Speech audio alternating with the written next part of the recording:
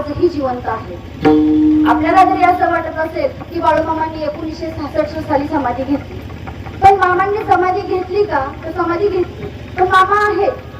एक मामांची बहीण पारुबाई कुंभारे, पट्टणकोड मध्ये मामा आमचे विठ्ठलपीर देवाच्या दर्शनाला गेले आणि विठ्ठलपीर देवाच्या दर्शनाला गेल्यानंतर मामांच्या बरोबर त्यांचे 5-6 भक्त होते आणि मामा होते.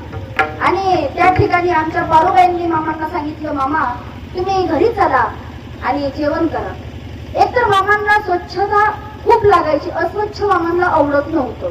आणि पारुबाईच्या घरी स्वच्छता वाटली कारण पारुबाईला मूलबाळ नव्हतं. पण मामांनी त्या ठिकाणी पारुबाईला सांगितलेले, बघ पारुबाई, तू दत्तक वगैरे घेण्याचा काही प्रयत्न करू नकोस, आहे ते वाटून टाक. आणि तसं सांगितल्यानंतर मामांनी तिथे जेवण केलं, उपवास सोडला. पण मामांनी त्यावेळेस तिला सांगितले, हे बघ पारुबाई, चाल 1966 चाललंय, लोक म्हणतील बाळू गेला, बाळूने या ठिकाणी समाधी घेतली, माणसं म्हणतील बाळू वारला.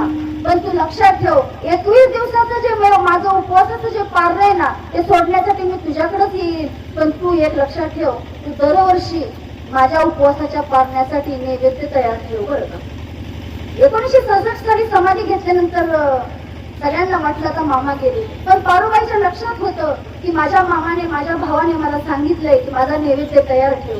आमच्या पारुबाई त्या ठिकाणी नैवेद्याचं ताट तयार करत असे आणि ताट तयार करून आता मामा काय साक्षात दर्शन देणार आहेत का? पण ताट तयार केल्यानंतर काही प्रसादाची ते गठुळं बांधायच्या आणि ठेवायच्या.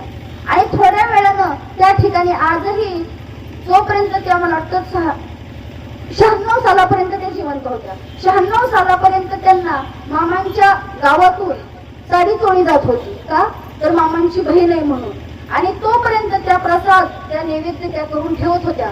आणि गाठोड्यातनं परत जर पाहायला गेलं ना, तर मामांच्या आवडीचा एक पदार्थ गायब झालेला असायचा.